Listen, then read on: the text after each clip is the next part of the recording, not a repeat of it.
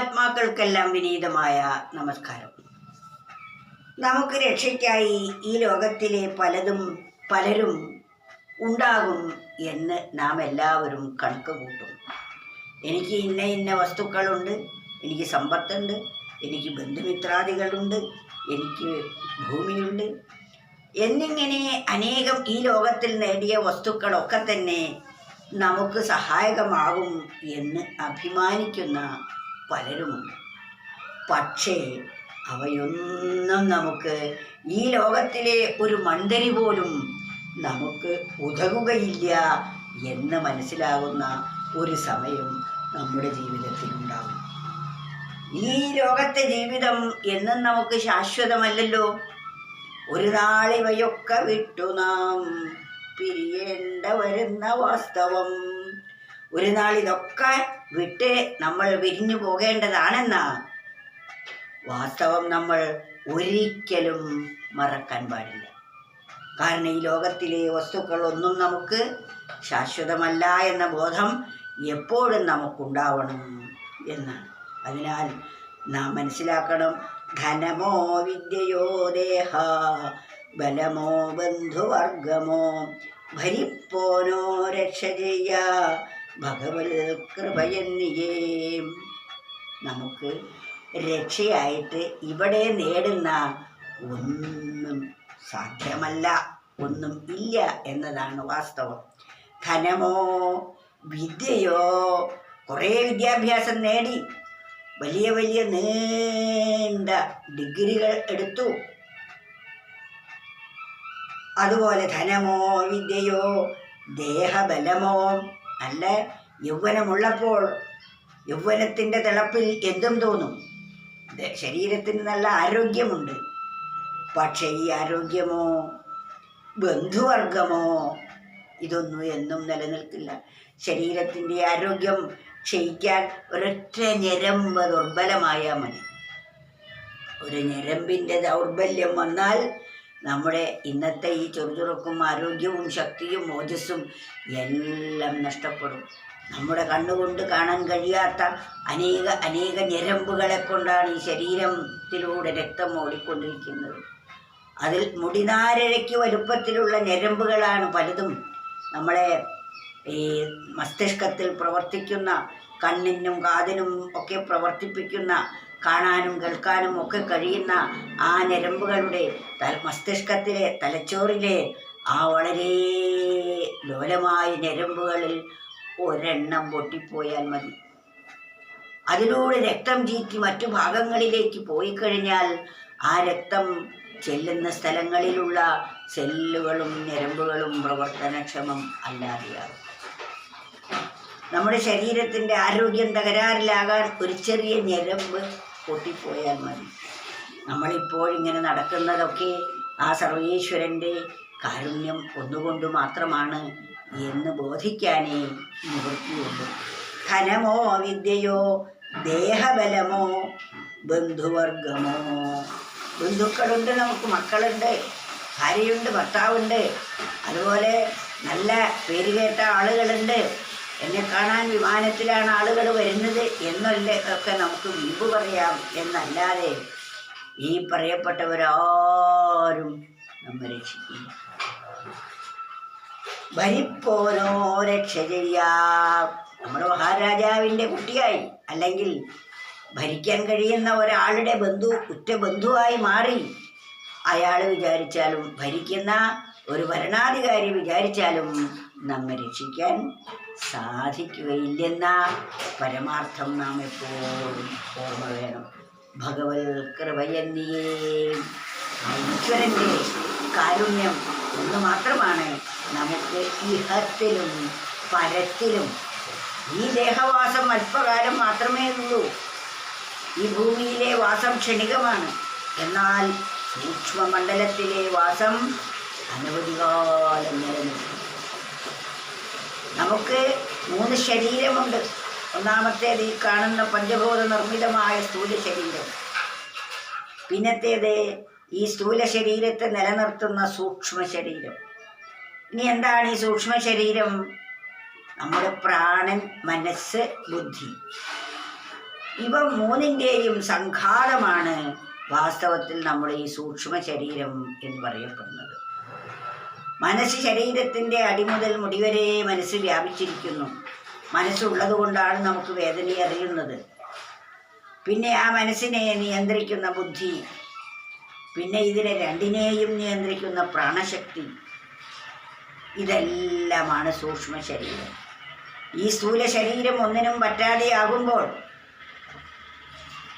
ഈ ജീവസത്ത, അതായത് ഞാൻ എന്ന് പറയപ്പെടുന്ന ആ ശക്തി വിശേഷം സൂക്ഷ്മ ശരീരത്തിലേക്ക് ഉൾവലിക്കുന്നു.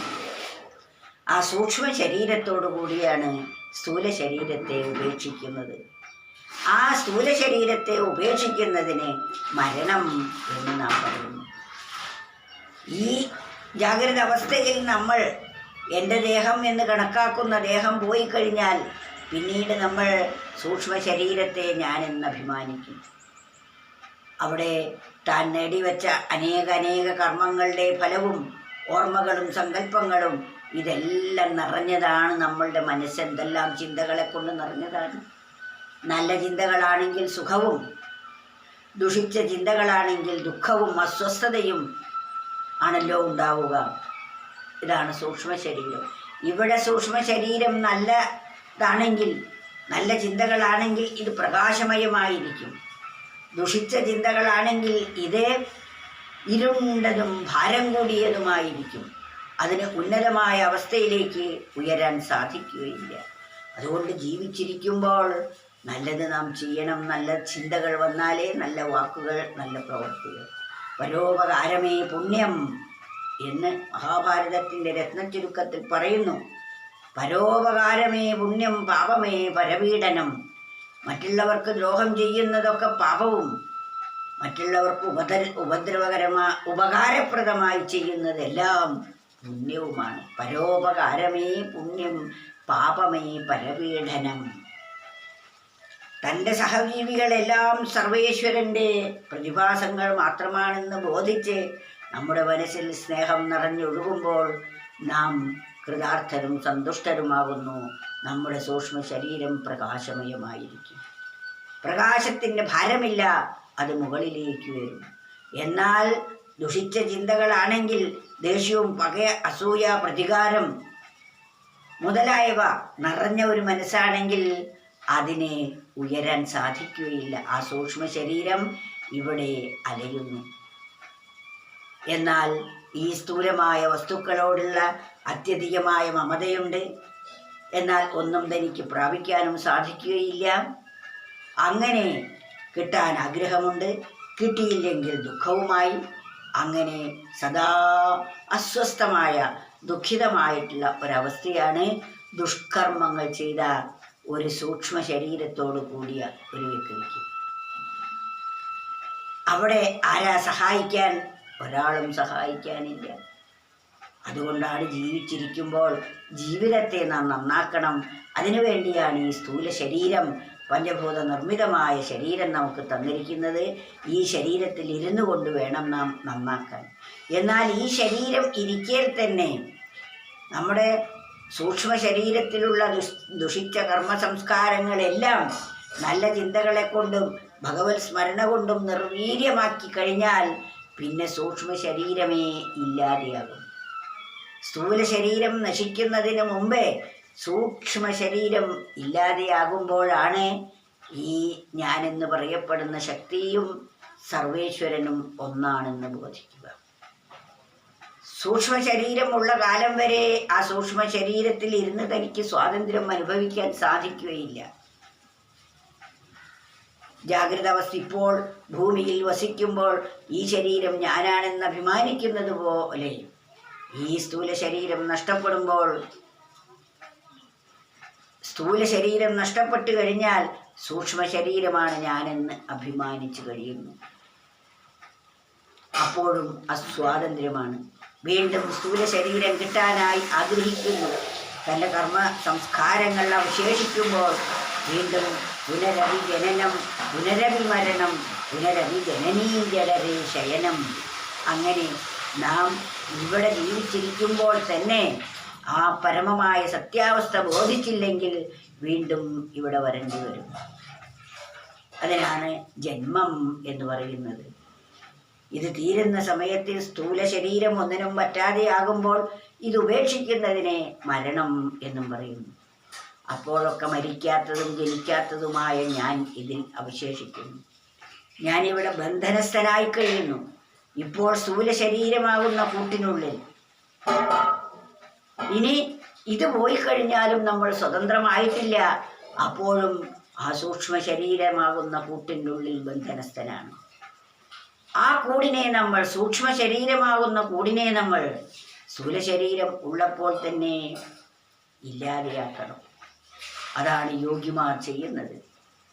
നമ്മളും അത്തരത്തിൽ നിരന്തരമായ ആത്മവിചാരങ്ങളെ കൊണ്ട് നല്ല ചിന്തകളെ നിലനിർത്തി നാം ജീവിക്കുമ്പോൾ നമുക്ക് ആ പരമസത്യം ബോധ്യമാകും.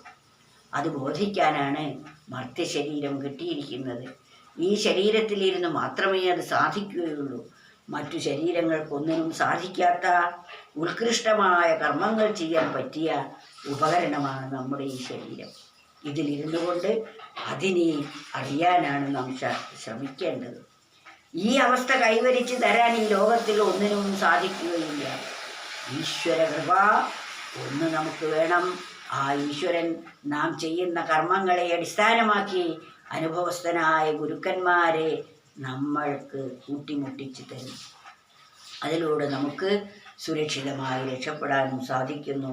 ധനമോ വിദ്യയോ ദേഹ ബലമോ ബന്ധുവർഗമോ ഭരിപ്പോനോ രക്ഷ ചെയ്യ ഭഗവൽ കൃപയന്നിയേ.